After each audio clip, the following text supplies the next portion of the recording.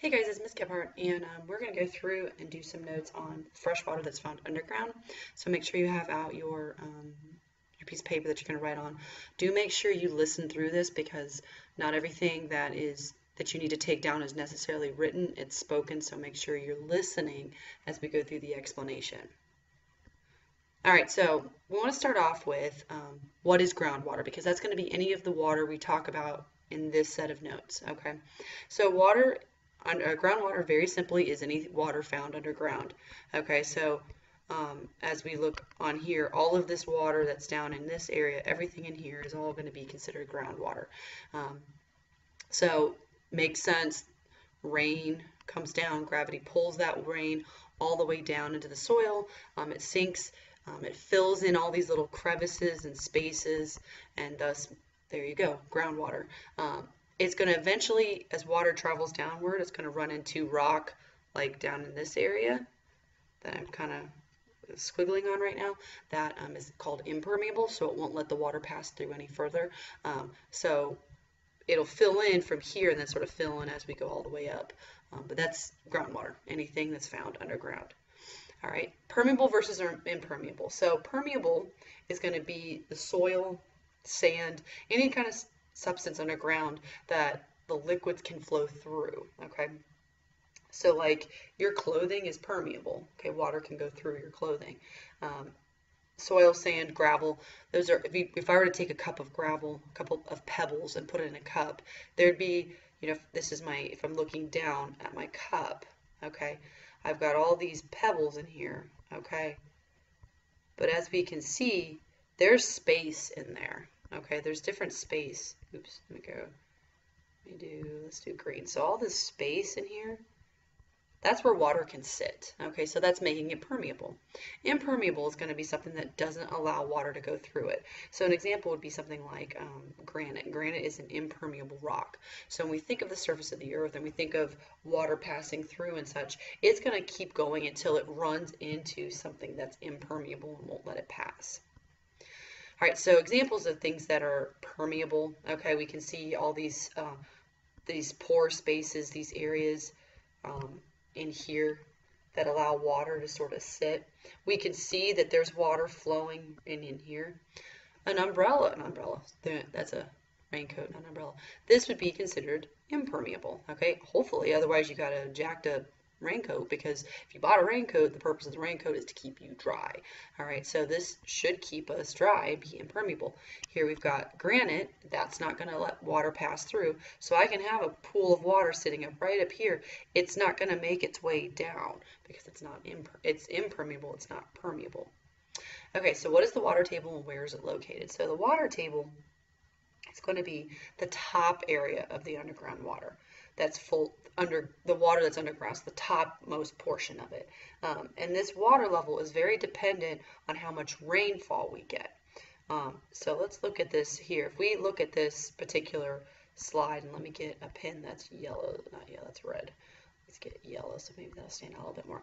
We can see right now that this is where the water table is. That is where the uppermost portion of the water is. This water table, if we went through a severe drought, I would expect that level to decline. So it might eventually be here, okay?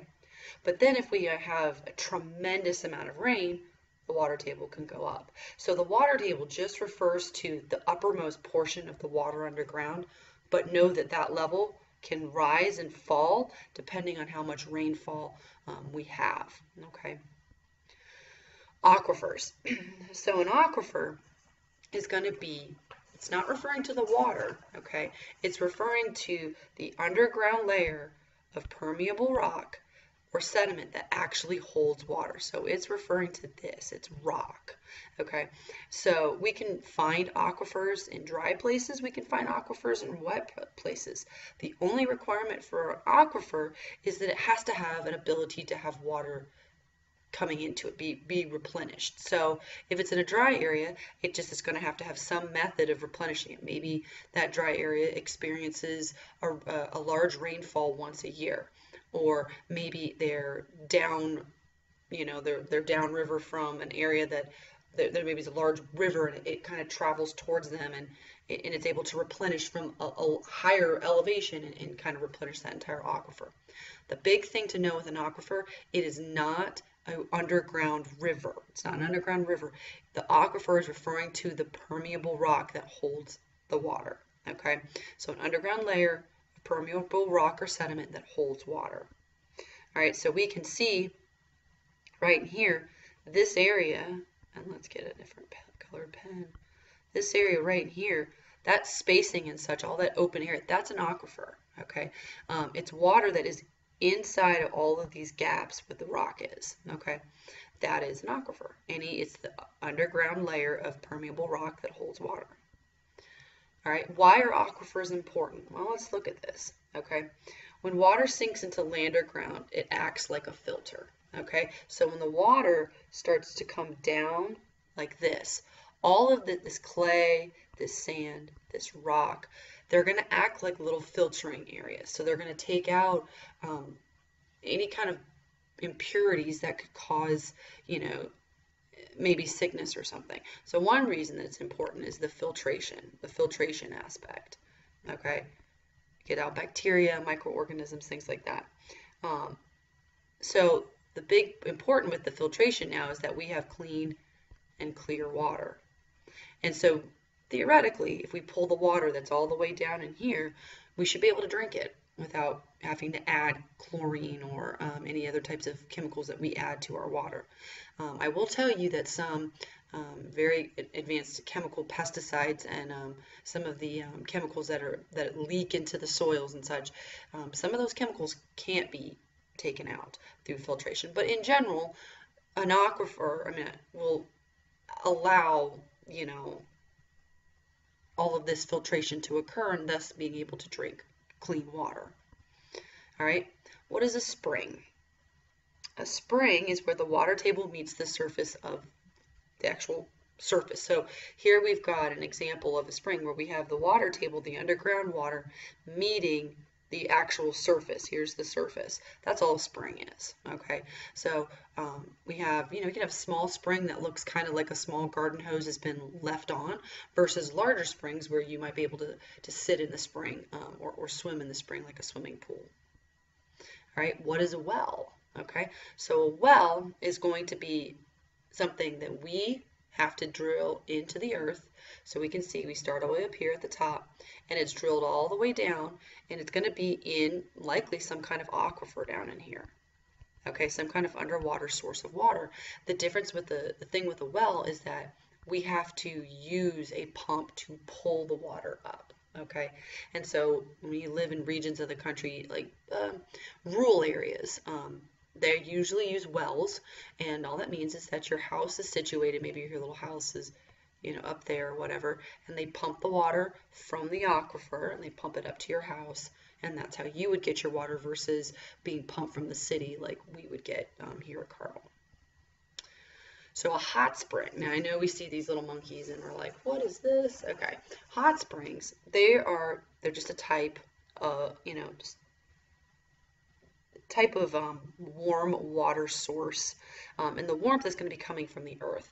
All right, so if we look in here, down in this area, way down, below, going downwards in the earth, down in here, like all this, underneath it, it's sitting on a volcano, usually ancient volcanoes, and that volcano is providing heat. So these, can be very, very hot to the point that you wouldn't be sitting in them. Obviously, these monkeys are chilling out in a hot spring that's tolerable for temperature, but some of those hot springs are super hot that it's boiling. What happens is the water's kind of pushing through any cracks from where that volcano is, and they're just kind of bubbling. It's almost like it's sitting on a burner of a stove or something. All right. Finally, we have geysers, and geysers are a type of hot spring. The difference with a geyser versus just the spring is that the water is, here's the hot spring. It's kind of sitting like a little pool, little jacuzzi. A geyser has the water kind of trickling through these cracks, and it's building up a lot of pressure to the point that you get something like Old Faithful where it is exploding out because it's been, trapped in here. So we can imagine, let's say, for example, Here's my toothpaste, okay? If I were to take my toothpaste, and I'm not going to actually do this, but if I were to smash my hands together real quick like this, I'm applying a lot of pressure, toothpaste is going to shoot. It's the same principle with a geyser. If you have any questions, please make sure you ask your teacher. If you don't understand some of the concepts we talked about, please go back and look them over. This set of notes was pretty basic, just vocabulary-based notes. But if you have any questions, make sure you ask your teacher or watch this over again. Make sure right now you go and take the notes quiz before you forget, because we don't want to forget, and then you write that quiz grade down. If you have questions, see your teacher, and I will talk to you later.